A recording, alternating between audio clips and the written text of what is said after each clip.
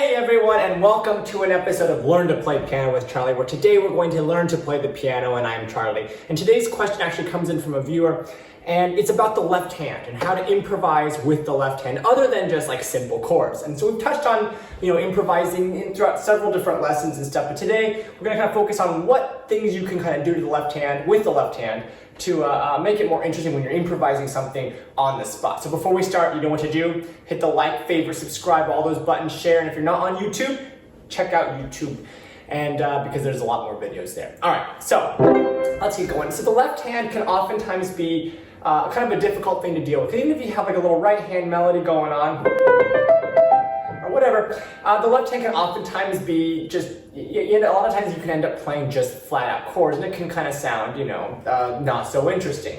Especially if you do any more than maybe one time, which is simple chords. So for example, if you're playing a little melody that you make up,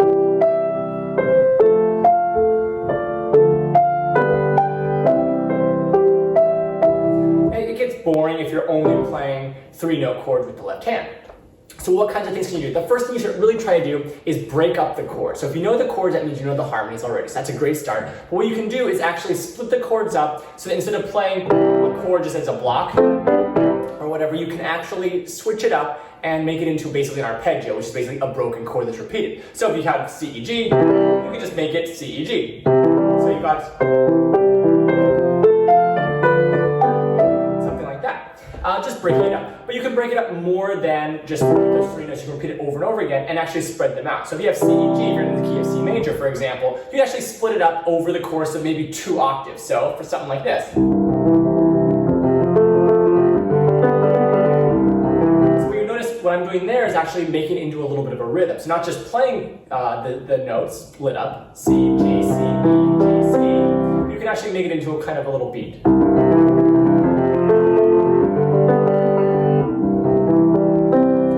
So if you're playing a melody with it,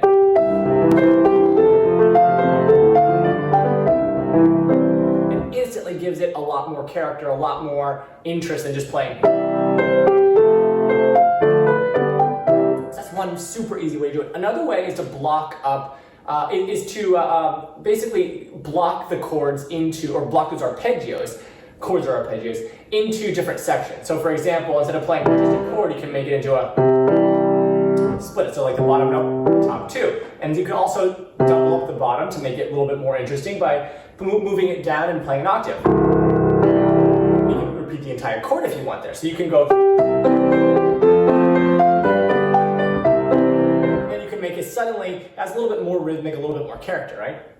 Another way you can do it is also play part of the accompaniment within your right hand. So just because it's accompaniment, it's not part of the main melody, doesn't mean that you can't actually play part of the accompaniment with the bottom part of your right hand. For example, I can play an octave and a chord with my left hand, but I can also play part of that same chord with the bottom part of my right hand, and that way it'll actually make a little bit fuller of a sound.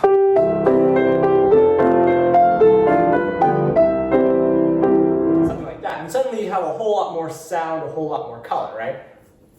And the other thing you can really do is take these concepts and mix them up with different types of rhythms, right? So if you're playing, you're marching kind of a sound, you can do 2 hands or 1 hand or a combination.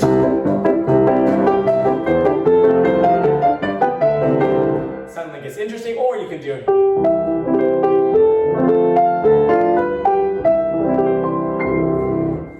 The possibilities are kind of endless, but the basic thing is you can take the harmony that you have, and if you know how to play the strict chords, you pretty much got the harmony down, and then vary it up by splitting it up and mixing it up with different rhythms. And don't be afraid to use your right hand, not always necessarily, but you can if you want, as part of the accompaniment. Don't just think that left hand has to be accompaniment, right hand has to be melody.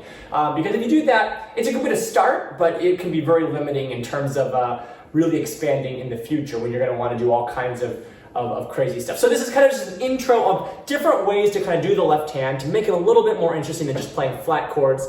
Hope that's helpful. Hope that answers your question. I'll see you on another episode of LPP. Bye-bye.